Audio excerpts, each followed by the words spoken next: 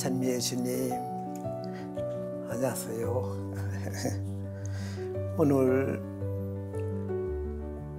우리가 5번째 강의를 가게 되는데요. 특별히 그동안 우리가 생각해 본 것은 사실 하느님과 인간이 어떻게 관계를 맺는지, 그래서 하느님에 대한 우리의 알미에 따라서 우리가 하느님과 관계를 맺는 것입니다. 그런데 하느님이 누구신지, 인간이 누구인지 우리가 이렇게 좀 살펴보는 시간을 가졌습니다. 이 하느님은 어떠한 분이신지 우리가 몰라요. 알려고 노력해도 제일 마지막에 하느님은 누구신지 모르고 신비롭게 우리 마음에 그분이 신비구나 이렇게 인식할 수밖에 없습니다.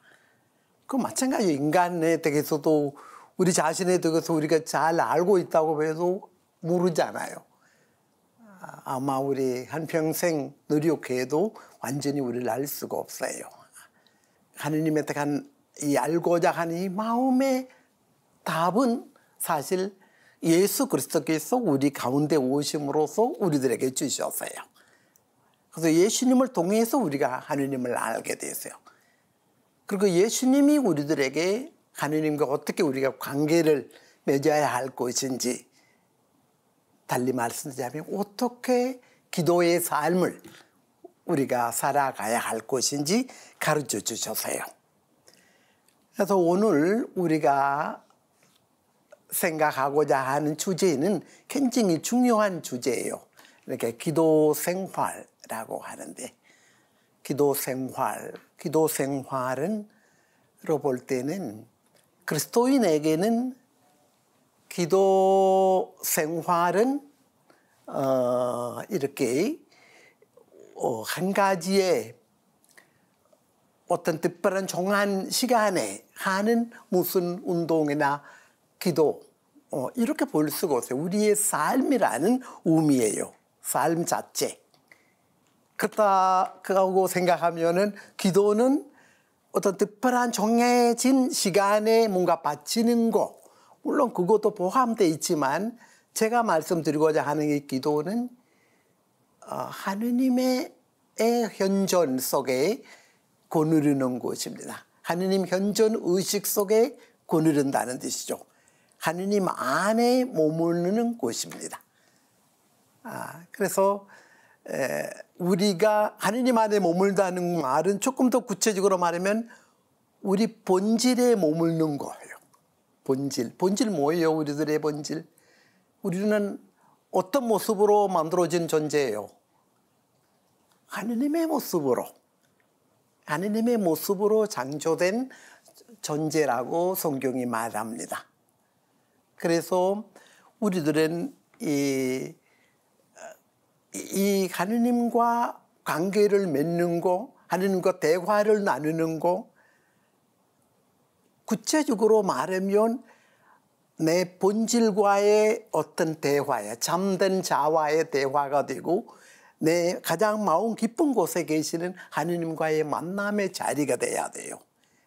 물론 선전에서 우리가 기도하고 성체 앞에서도 기도하고 다 이렇게 다양한 정해준 기도들이 있지만은 기도 자체가 사실 그 열매 맺는 기도로 말하는 것은 이 참자와의 만남과 하느님 안에 머무르는 거예요. 그래서 이 기도의 원칙적인 내용들은 다양한 측면에서 우리가 볼 수가 있는데 가장 중요한 몇 가지 그 원칙들을 오늘 우리가 살펴보고자 합니다. 기도 생활에 비춰서 인간과 하느님과의 관계이기 때문에 인간의 변화에 따라서, 시대의 변화에 따라서도 우리가 관계를 맺는 스타일도 달라지고 하느님에 대한 알미도 달라집니다. 하느님이 그대로 그 자리에 계시지만은 그분에 대한 우리의 알미 변화된다는 거예요. 그래서 신학이라고 표현해죠. 신학을 통해서 하느님에 대한 교육이 알미 정확해집니다. 또 변화되고요. 또 분명해집니다. 그래서 여기에 우리들은 제일 먼저 좀 생각해 볼 때 어떤 곳은 기도인지 어떻게 하느님과 관계를 맺어야 할 것인지 한번 볼까요? 우선 여러분의 기도는 어떠신지요? 가장 많이 우리가 하는 기도가 어떤 거예요? 되게 기도할 때는 우리의 마음의 움직임을 말하면 되게 언제 어떤 상황에 있을 때 뭔가 필요하게 될 때 우리가 빌어요. 그렇죠? 주님 이것 좀 주세요. 이것 좀 바꿔주십시오. 나에게는 꼭 필요한 것이다. 이렇게 이 간절한 마음으로 우리가 빌게 될 때가 많아요. 근데 이 비는 기도가 나쁘지 않아요. 예수님도 말씀해 주셨어요. 우리들에게. 그리고 울면서도 그분에게 부탁하는 거, 우리 나이의 마음으로 청하는 거, 청혼 기도들이 많습니다. 나쁘지는 않은데 이 하느님이 누구신지 우리가 알게 되는 현실에서 보면 이 하느님께서 항상 좋은 것만 주시는 아빠예요. 아버지예요. 예수님이 우리들에게 소개해 주신 하느님이 그러한 분이에요. 여러분이 악하면서도 자녀들에게 좋은 것을 줄 알면은 얼마나 좋은 것을 주시지 않겠느냐 하느님께서 이렇게 말씀해요. 그러니까 아주 좋으신 아빠, 아버지 이런 식으로 예수님이 우리들에게 소개해 주셨다고 볼 때 단순하게 비는 기도에만 우리가 머물 수가 없어요. 비는 것보다 이 아빠를 찾는 마음, 이거예요. 하느님을 찾는 마음이라는 거, 하느님의 얼굴을 보고자 하는 마음. 시편 27장에도 나와요. 주님, 난 당신 얼굴을 찾고 있습니다. 당신의 얼굴을 보여주십시오. 이거 무슨 뜻이냐면 당신의 뜻을 알고 싶어. 이 상황에서 내가 어떤 일을 해야 되는지, 어떻게 이 현실을 받아들여야 할 것인지 좀 알려주십시오. 당신 얼굴 보면 알아. 그래서 우리가 그냥 하느님께서 주시는 운정만으로 충분하지 않습니다. 마음 만족하지는 않다는 말씀이에요. 우리가 원하는 거 정말 주님의 제자로 주님으로부터 부르심을 받고 축성된 사람으로서, 그러니까 세례를 받은 사람으로서 주님의 제자로서 우리가 원해야 할 것은 무엇이냐면 운청보다 운청의 원천을 찾는 자세. 주님, 당신을 원합니다. 당신을 찾고 있습니다. 당신 얼굴 좀 보여주십시오. 이 마음으로 성전으로 들어가 보세요. 말이 달라져요. 말씀 많이 안 하게 돼요. 아빠를 만날 때 바로 내가 부탁해야 할 내용 다 준비해 놓고 그 하나하나씩 얘기해 주셔요. 아버지와 만남에. 그냥 만남으로 충분히 돼요. 만나서 이렇게 보고 있을 때 아버지가 알아서 해 주셔요. 많이. 이거 필요하지. 힘들지. 너무 정확하게 아시는 아빠예요. 그래서 이 운정의 원천을 찾는 자세, 정말 우리 기도에 있어야 된다고 봅니다. 그렇지 않으면은 그냥 그분이 주신 다른 아주 작은 선물들에만 마음을 돌리고 있으면 행복하지 않아요. 참된 행복을 찾을 수가 없죠. 주시는 곳에 오늘도 주시고 또 내일도 주시고 매일 이 달라는 기도로만 우리가 몸지게 되면은 기도가 안에서 기도를 통해서 이루어지는 참된 변화가 우리들 안에 생기지 않아요. 기도는 사실 뭐예요? 뭐예요, 기도는? 참된 기도는 내 내면의 변화의 과정이다. 이렇게 말할 수 있어요. 참된 기도는 내 내면의 변화의 과정. 주님의 마음을 바꾸는 곳에 포커스하지 말라는 말씀이에요. 대부분의 사람들이 빌는 기도 갈 때마다 주님이 이렇게 생각하시는 것 같은데 제발 그거 주시지 마십시오. 나는 이거 필요해요. 저거 아니고 그거. 주님보다 나에게 필요한 것은 내가 잘 알고 있다. 이 마음에서 우리가 기도할 때 기도의 목표는 주님의 마음을 바꾸는 곳에 있다. No. 주님이 좋으신 아버지이기 때문에 내가 주님의 뜻을 알아차리고 기도를 통해서 내 마음이 풍요로워지는 거예요. 어떤 기도도 솔직히 말하면 안 들어주시는 기도가 없어요. 주님께서 들어주시지 않는 기도가 없다는 말씀이야. 내가 원하는 대로 내 방식대로 아마 들어주시지 않겠죠? 그래서 온전의 원천을 찾는 이 기본 자세. 그래서 아까 제가 말씀드린 대로 내면의 그 어떤 변화의 과정이라는 이것이 주님 마음 아니고 내가. 그래서 여러분이 기도를 제대로 하고 있는지 알고 싶으면 기도하기 위해서 선전으로 가거나 어디 여러분들의 기도방에서 잠깐 머물고 기도하기 시작한다고 합시다. 기도하기 전 나하고 기도 후 나의 모습이 어떻게 달라지는지 좀 보시면 좋겠습니다. 반드시 변화됩니다. 어떤 분이 말해요. 내가 이 많은 곳은 부탁했는데 주님께서 들어주신 곳이 거의 없어. 그런데 또 왜 기도해요? 그래도 기도 끝나고 올 때는 마음이 뭔가 이제 시원해. 이 시원함이 뭐예요? 당신의 뜻을 알아차렸어요. 이제 당신이 주시는 어떤 것도 고마운 마음으로 내가 받아들이게 됩니다.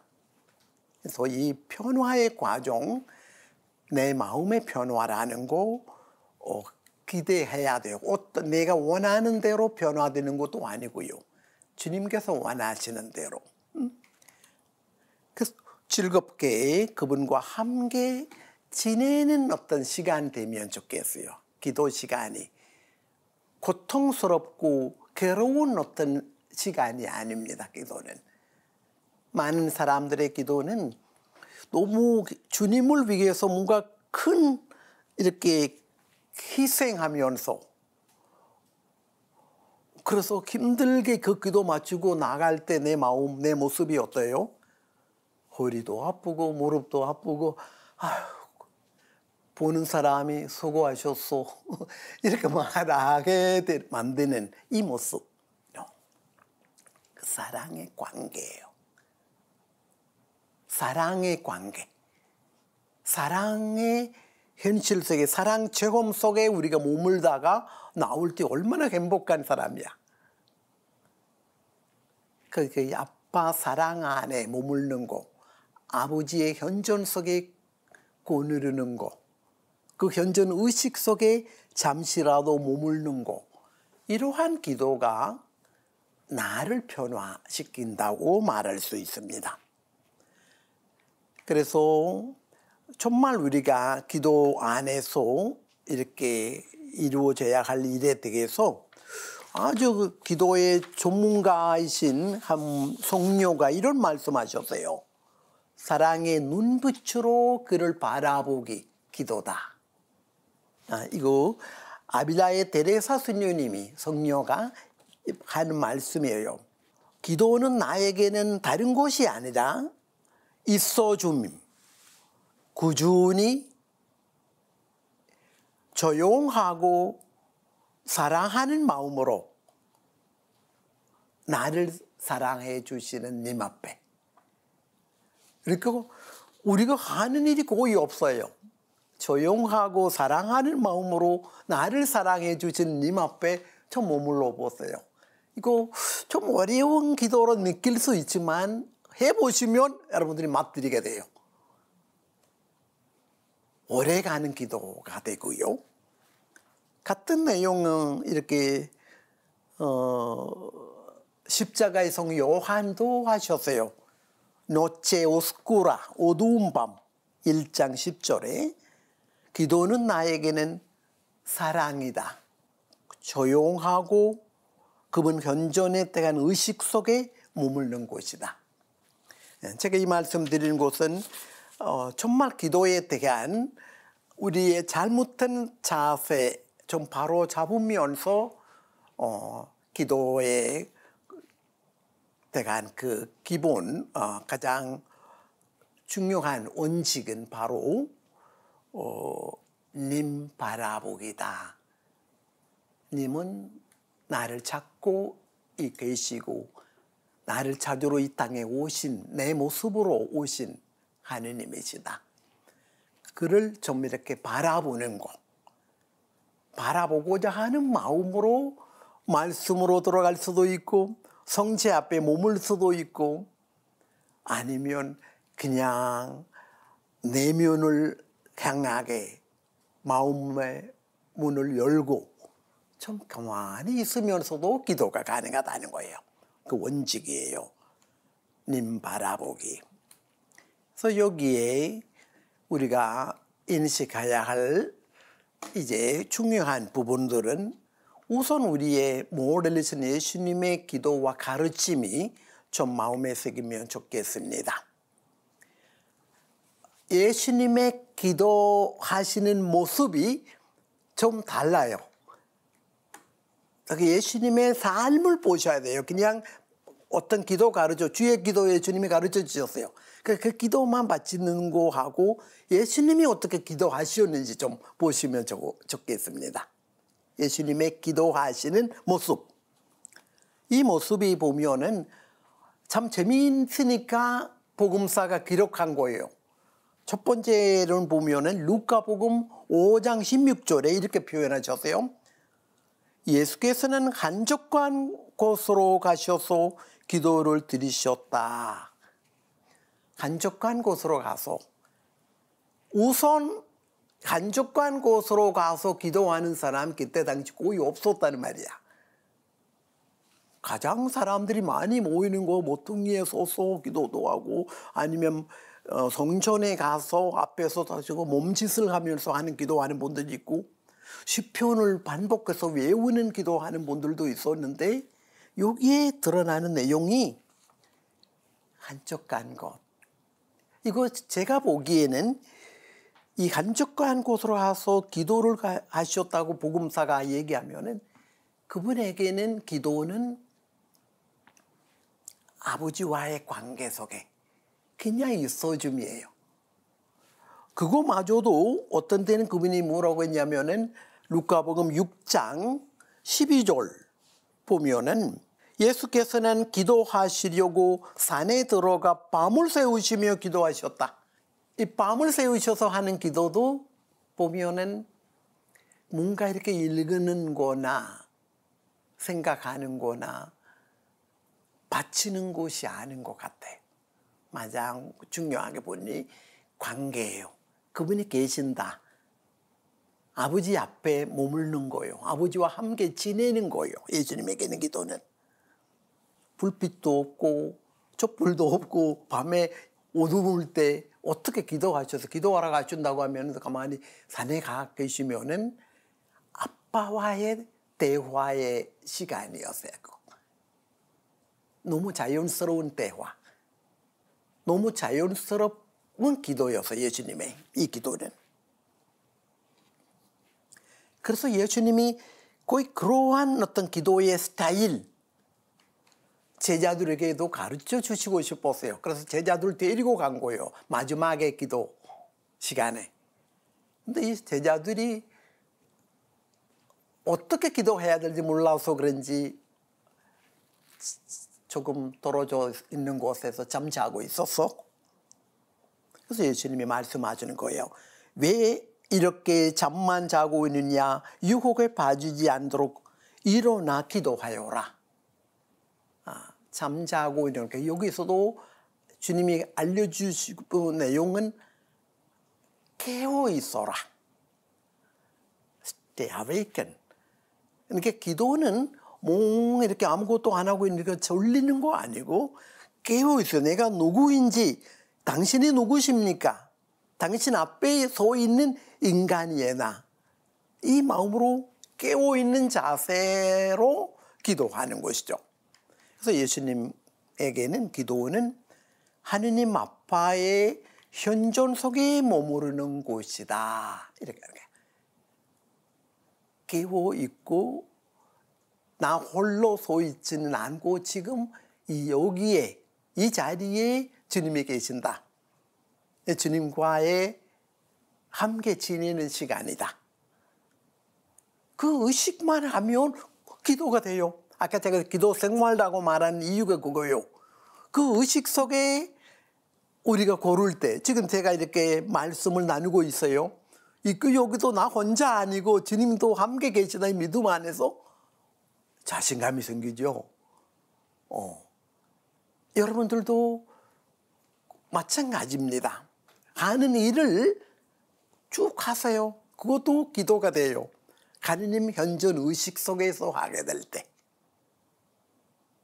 어떤 일도, 어떤 행위도, 그래서 우리의 기도 생활이라고 보면 좋겠어요.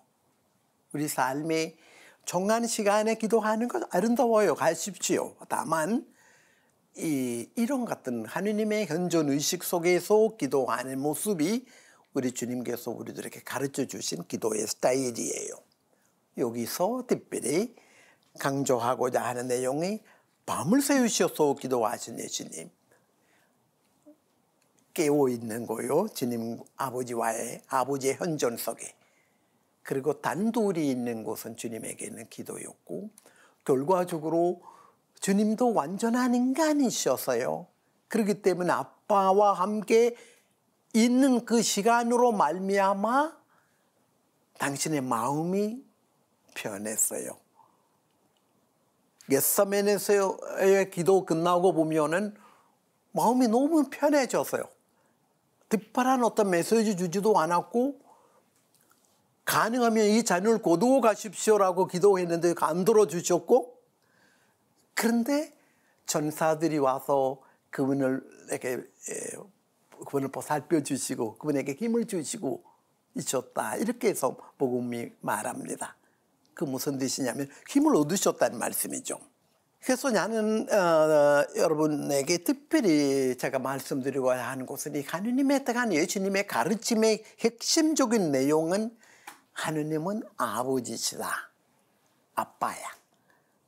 그러니까 아버지 앞에 서 있는 자녀다운 자세. 하느님의 아들, 딸들이에요, 우리가. 이거 우리가 예수님을 통해서 알게 된 거예요. 그래서 그 아들, 딸로서의 자유로움, 편안함, 그리고 내가 부탁하지 않아도 나에게 필요한 것을 주시는 분. 이 확신을 가지고 그 현존의식에 머무르는 것. 이거 예수님의 기도 스타일이었고 주님이 가르쳐 주시고 싶던 기도라고 제가 말씀드리고 싶어요. 요한복음 11장 41절은 죽은 라자로를 다시 살리기 전에 아버지 감사합니다. 내 기도를 들어주셔서. 이거 예수님에게는 이미 기도 들어주셨다고 믿는 거예요. 기도하실 때. 감사합니다. 들어주셔서. 내가 원하는 대로 해주셨다는 의미 아니고 아버지께서 나에게 필요한 것, 이 현실에 필요한 것은 주셨다. 감사합니다. 루카복음 9장 28절부터 36절에 영광스러운 모습으로 변모하는 장면에도 예수님께서는 기도하신 중 이런 모습을 보이셨다 이렇게 표현해요. 그러니까 완전한 인간이 되신 하느님의 외아들 예수 그리스도. 그래서 잠든 인간의 모습에 이 기도의 삶이 함께 있어. 특별한 어떤 주의를 지키는 모습이 아니에요. 주의를 지키거나 묵주기도 정한 시간에 바치거나 그것으로만 만족하게 되는 예수님의 모습은 아닙니다. 예수님은 기도하시는 모습이 아빠 현존석에 거느리면서 복음을 선포하고 알린 사람들을 고쳐주고 마귀들을 쫓아내고 가진 일들이 다 아버지 감사합니다. 내 기도를 들어주심에 이런 어떤 자세로 순환하시기 전에 기도하는 모습이 마태복음 26장에 나오는데 거기서도 하실 수 있으시면 이 잔을 거두어 주십시오. 하실 수 있으시면. 하실 수 없는 거 없다는 거 아시죠? 어느 누구보다도. 그런데 내가 인간적으로 생각하고 바라는 거 당신의 뜻인지 아닌지 알려주십시오. 이런 뜻이에요. 당신의 뜻이 아닌데라 하면 감사합니다. 기도할 때, 기도 마칠 때 항상 그래서 우리는 감사합니다.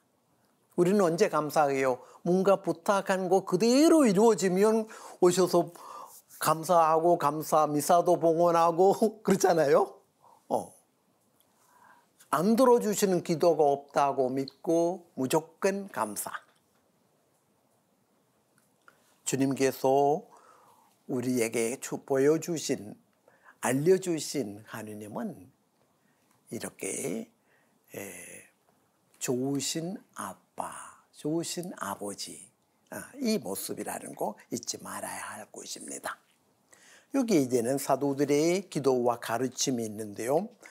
여기서 기본적으로 말하는 것은 사도행전 1장 4절 보면은 모두 여러 여자와 예수님의 어머니와 그분의 형제들과 함께 한 마음으로 기도에 전념하였다. 한 마음으로.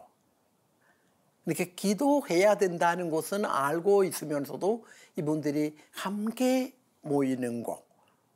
한두 세 명이라도 내 이름으로 모이는 것은 나도 함께 있겠다. 이게 주님의 가르침이었어요.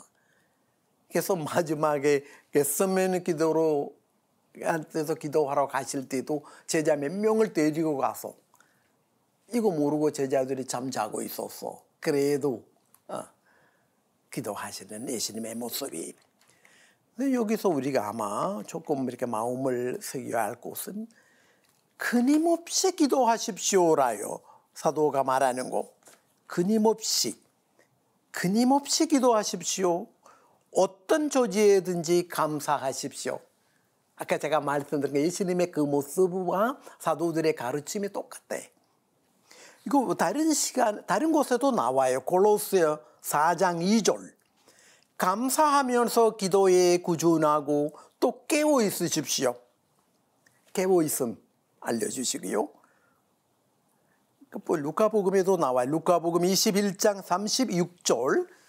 늘 깨어 기도하십시오.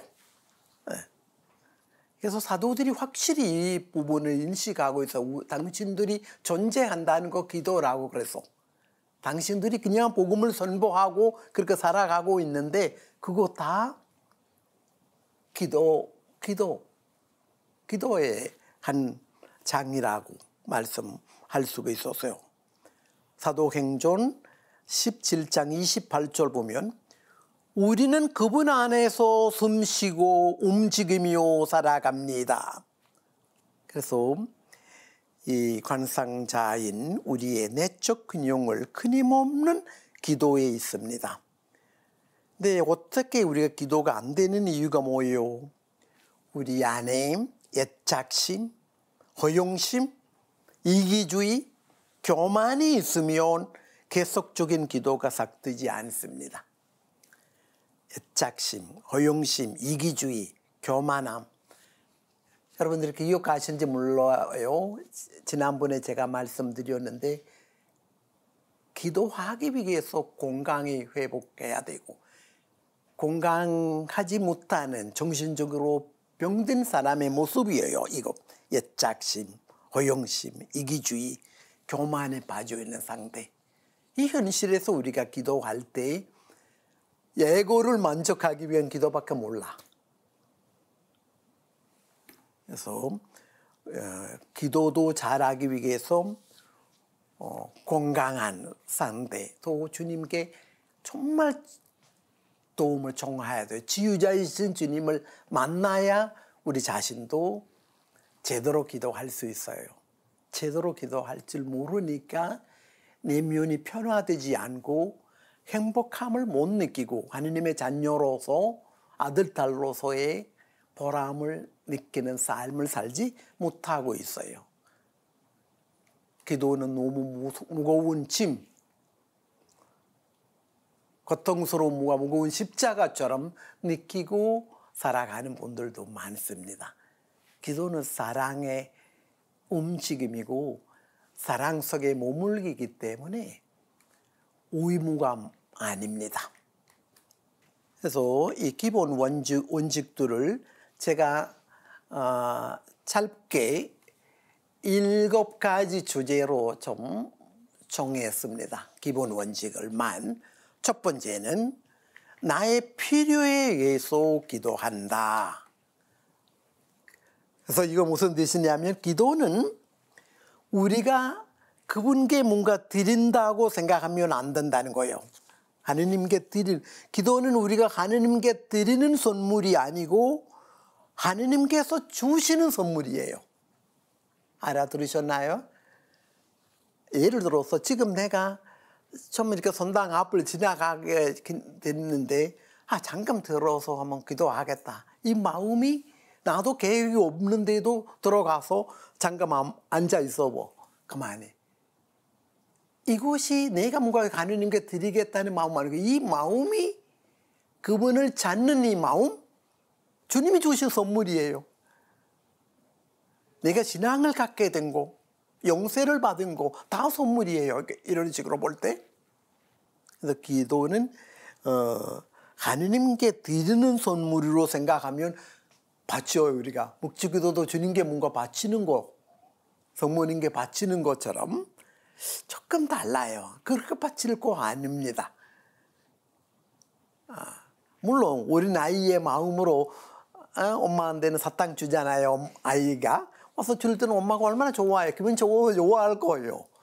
근데 어른답게 하느님과의 관계를 맺는 스타일에 꼭 그렇게 선물을 드리겠다는 것보다는 나의 필요에 의해서 내가 기도한다. 의무 아니에요. 기도가 절대로. 될 수가 없어. 나의 필요예요. 기도하고 있는 나와 기도하지 못하고 있는 나의 삶의 수준이, 삶이 다르다는 것이죠. 나에게 필요하다. 그래서 내가 하루 기도 안 했고, 그리고 어떤 때는 한 달 가고, 그런 식으로 갈 때는 그 사람의 얼굴 보면 또 그 어두움이 드러납니다. 하느님을 알게 된 사람은 하느님의 자녀 된 사람으로서 기도는 의무가 아니고 나에게 필요해요. It's my need.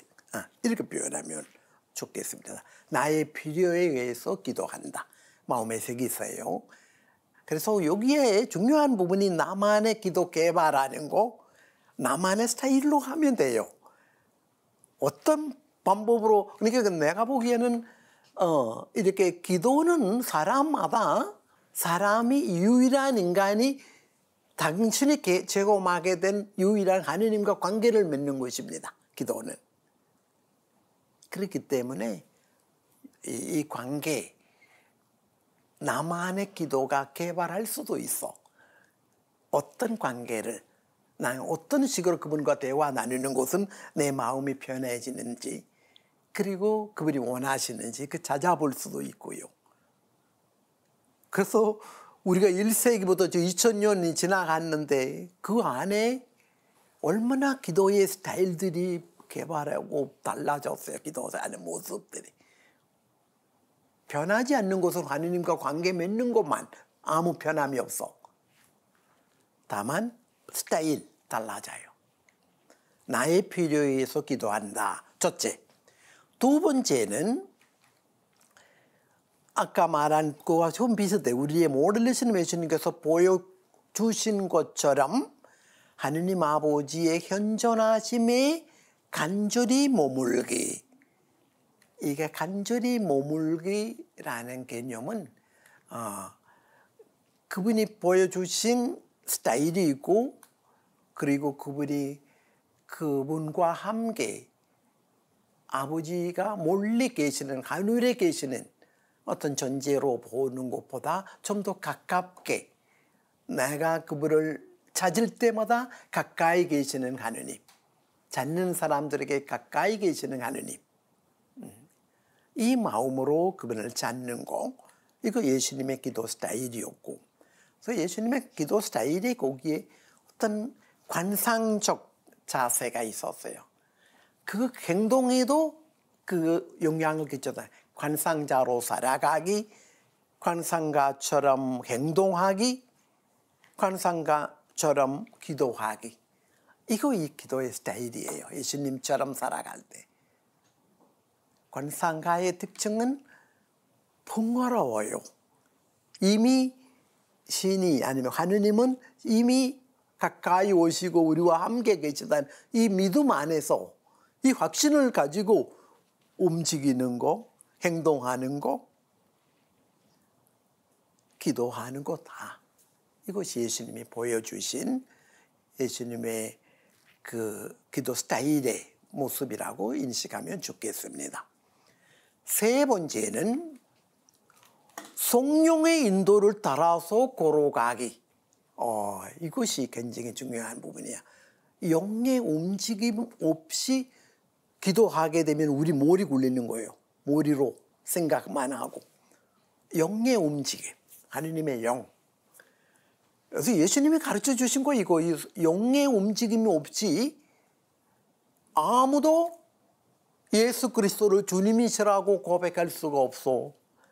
아무도 하느님을 아버지라고 부를 수가 없어. 예수님 말씀해요. 성령의 힘 없이는 못해. 영의 움직임으로 기도하는 거야. 영의 움직임으로 기도하는 자리로 우리가 가는 것이고, 그리고 어떤 데는 영의 움직임으로 우리의 기도 스타일도 바꿀 수 있어. 지향도 바꿀 수 있고, 어떤 경우에는 어떤 강한 생각을 우리가 갖게 되면 그것은 다른 생각이에요. 내가 원하지 않는 생각이에요. 그래서 이거 분심이라고 우리가 생각하죠. 분심이 많다. 많은 신자들이 얘기하지는 분심이 많다. 사실 분심이 언제 생겨요? 나 홀로 있을 때 생기는 거예요. 주님과 함께 떠오르는 어떤 생각도 기도의 대상이에요. 주님 앞에, 그래서 이 영계에서 아마 우리들에게 이 생각을 하게 해주시는지도 몰라. 나 홀로 해결하려고 생각하고 있으면 이건 내만의 일이에요. 주님 이런 생각이 내 마음에 올라왔는데 어떻게 하면 좋아? 당신이 어떻게 원하셔요? 이 부분에 대해서 당신과 대화 나누어 보세요. 바로 기도가 되는 거야. 분심이 또 이상 없어. 사라지는 거야.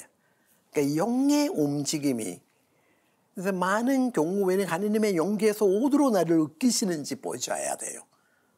묵상하는 사람도 말씀을 읽을 때도 영이 움직여야 말씀 중에서 어떤 것은 내 마음을 움직여 만들어. 나도 모르게.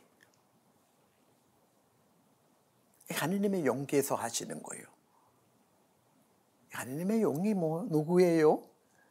부활하신 주님의 영이에요. 우리와 함께 계셔.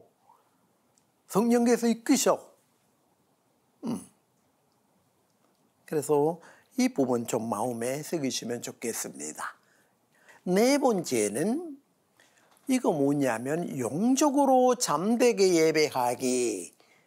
이 내용이 뭐냐면은 기도에 대해서 마음을 갖게 되는 한 요인이 있어서 아무 생각 없어서 예수님과 함께 잠깐 지내서 대화 나누면서 어떤 우물가에서 어떤 요인이에요? 사마리아 요인. 사마리아 요인이 요한복음 4장에 나오죠. 얘기하다가 예수님과 대화 나누고 주고받는 거 다 하는데 예수님 현전에 머무르는 곳이잖아요. 하느님 현전에 머무르는 거예요. 결과적으로 그 자매가 예수님께 물어봅니다. 어떻게 기도해야 돼요? 당신들의 사람들은 저기 산에서 저 산에서 기도해야 된다고 하는데 예루살렘에서 기도해야 되는데 우리들은 이렇게 말하는데 어디서 기도해야 돼요? 하느님은 어떤 분이십니까? 좀 말씀해 주십시오. 하느님에 대해서 생각해 본 일이 없는 사람이 하느님을 생각하게 만드시는 거예요. 어떻게 해요? 주님 현전에 머물다 보니까 주님이 계시게 주셔요. 하느님은 영이시다. 하느님이 영적인 분이시다. 이렇게. 그래서 이 사마리아 요인에게는 어떤 의무감에서 기도하는 모습이 아니고 기도해야 되겠다는 것도 아니고 하느님의 영계에서 이 사람을 움직이다 보니까 자신도 모르게 이런 질문을 하게 되고 결과적으로 주님께서 그 진리를 알려주셔요. 하느님이 영이시다. 영 안에서 진리 안에서 그분께 기도하여라. 네가 내 영이 움직이는 대로 하셔라. 이 기도는 바로 우리를 힘있게 만듭니다. 이 사마리아 요인도 얘기만 듣고 바로 가서 복음 선포자가 되는 거 성경에 나와요. 예. 그 새로운 것이 아닌데 정말 영이 움직이고 기도하는 거 기도하러 오늘부터 기도하기 위해서 여러분들이 준비하고 있을 때는 하느님의 영계에서 어디로 나를 이끄시는지 좀 잠깐 서서 눈을 감고 가만히 생각해 보시고 그 이끄심에 따라서 기도하는 거, 지향을 두는 거 매우 중요하다고 봅니다. 다섯 번째 원칙으로 보는 것은 뭐냐면은 하느님께로 돌아가기 위해서 뭐 해야 되냐면은 일어나야 돼. Go to God. 하느님 향해 우리가 가야 되니까 일어서 가는 거. 일어서 가는 것은 예수님이 말씀해 주셨던 이야기에 나오는 거예요. 돼지우리에서 결심도 하고 출발하는 누구예요? 둘째 아들이 당신의 아버지께로 돌아가자. 가야 되겠다. 이 마음을 가지고 돼지우리에서 일어나는 모습 루카복음 15장에 나와요. 저는 그 이야기거리 쭉 그렇게 묵상해 보면서 느낀 것은 사실 예수님이 여기서 말씀하시고자 하는 내용 중에 하나는 하느님 아버지가 누구인지 가르쳐 주시기 위해서. 이 아버지는 기다리시는 아빠예요. 일어나서 얘가 올 때가 됐는데 라는 마음으로 기다리고 계시는 아버지. 마음을 돌리지 않으면 하느님께로 갈 수가 없어. 내가 편안함을 느끼는 자리, 아무리 불편한 자리도 어떤 데는 오래 살게 되면 편안하게 돼요. 돼지우리도 여기 있으면 있죠 뭐. 돼지들도 사는데 뭐. 이런 마음을 가질 수 있어. 일어날 수가 없어. 인간이. 내가 누구인지 부잣집 아들이야. 내 아버지가 부자예요. 이 확신을 갖게 되고 알고 있다 보니까 이 자리에 내가 머물면 안 돼. 더 이상. 이 일어남이 그러니까 제 상태에 오래 머물고 있을 때도 하느님 향한 여정이 어려워져요. 안 돼, 안 돼. 일어나야 돼요. 일단 일어나라 하고 얘기해 주는 거예요. 자기 아버지께 돌아가겠다는 어떤 지혜로운 마음이라고 제가 비유를 하고 싶어요. 이게 지혜로운 마음이에요. 인간만 할 수 있는 행위예요. 아이덴티티, 자기 존재성에 비추어서 내가 지금 어디 서 있는지 봐야 돼요. 이 서 있는 자리가 주님께서 원하시는 자리 아니구나. 이 인식하게 될 때 바로 일어나서 앞밖에 가는 거. 네, 하느님을 향한 요종은 이런 식으로 우리가 해야 된다고 말합니다. 하느님께로. 자기 존재성을 잃어버린 상태에서 오래 있으면 안 되므로 아버지께로 빨리 돌아가야 한다. 그래서 주님이 부탁한 기도 안 들어주셔요. 여기도 이 아버지가. 부탁한 거 뭐예요? 나를 좀 일꾼으로 좀 삼아 주십시오. 아들로 생각하지 마세요. 그런데 가보니까 아버지는 아무것도 묻지도 않고, 네가 지금까지 어디 있었는지도 이런 것도 아무것도 묻지 않고, 자기가 부탁한 것도 안 들어주시고 대신 좋은 옷을 가져다 입혀라. 이 옷은 뭐예요? 존재성을 상징하는 거야. 부잣집 아들이라는 거. 너에게는 지금 필요한 것은 이 존재성의 회복이에요. 지금 돼지우리에서 네가 이거 냄새 풍기고 이렇게 왔는데 이거 너 모습이 아니다. 그래서 바로 옷을 입혀주시고 반지를 키워주는 거야. 반지를. 반지는 권위의 상징이에요. 권위 있는 사람답게, 아들답게 살아라 이제. 예. 이거 이 아들이 원했던 거 아니에요. 아버지께서 들어주신다, 기도를 들어주신다는 것은 이렇게 우리들에게 꼭 필요한 것은 해주신 아빠야, 하느님은. 이거 얼마나 중요한 부분이에요. 아버지께서 내가 생각하지도 않고 신경 쓰지도 않는 곳에 신경 쓰시는 아빠예요. 그럼 기도가 얼마나 안 들어주시는 기도가 없다는 말은 얼마나 멋있는 말이에요. 예수님의 체험이에요. 그래서 당신 뜻에 맞지 않는 것은 주실 때도 아무 말 없이 알겠습니다. 그분 앞에 엎드려 전사들이 와서 그분에게 힘을 주시고 그 겟세마네 기도 마무리하게 됩니다. 하느님께로 돌아가기 위해 이로써 어떤 데는 고백 성사 보는 것도 참된 기도로 돌아가는 것에 큰 도움이 되죠. 고백실에 들어가는 거, 용서를 청하는 거. 가장 아름다운 기도가 용서를 청하는 거예요.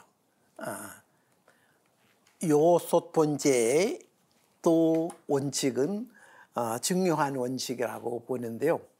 하느님 안에 수동적으로 머물기.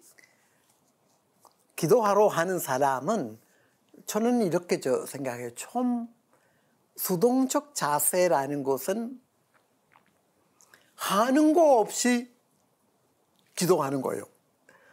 뭔가 기도하기 위해서 많이 준비하고 다 맞추고 이러면 계속 뭔가 내가 일을 하고 있죠. 그것보다 좀 있어줘라.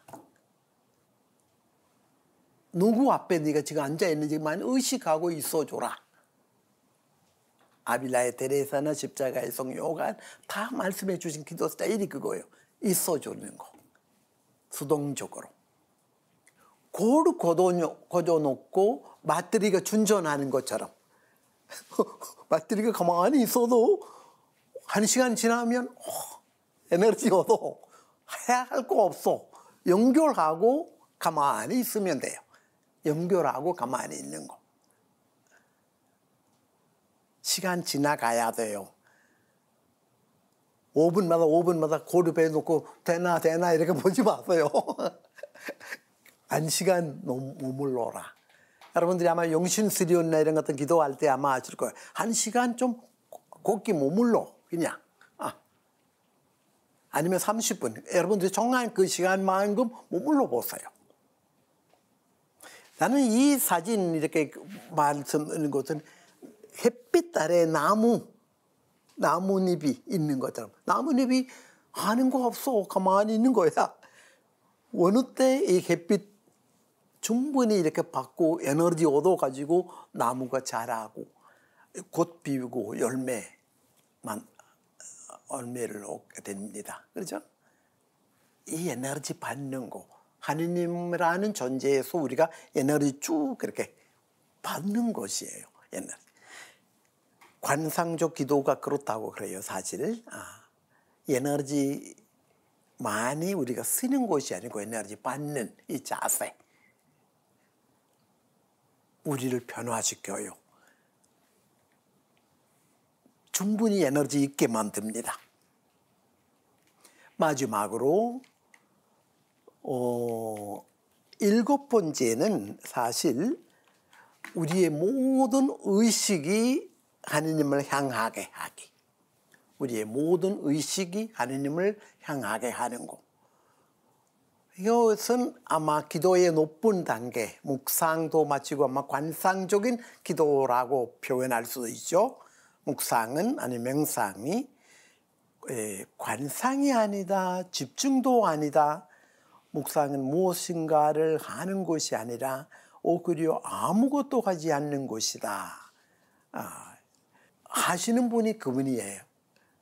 내가 할 수 있는 그냥 머무르는 거. 그러니까 기도회에 대한 다양한 강의들이 여러분들이 들어보셨을 거고 다양한 마음. 제가 지금 드린 말씀이 조금 예수님의 기도에서 빛을 받아가지고 예수님의 제자들로서 우리가 이렇게 기도해야 되지 않겠느냐. 이런 식으로 우리가 제자의 공동체를 만들어야 되지 않겠느냐. 그런 마음으로 이 주제를 제가 이렇게 좀 생각해 본 거예요.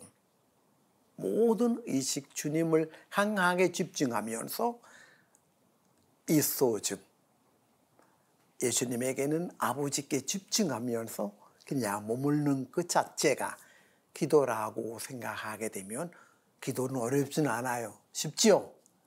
네, 그런 마음으로 새롭게 우리 기도 생활 시작할 수가 있으면 좋겠습니다. 네, 감사합니다.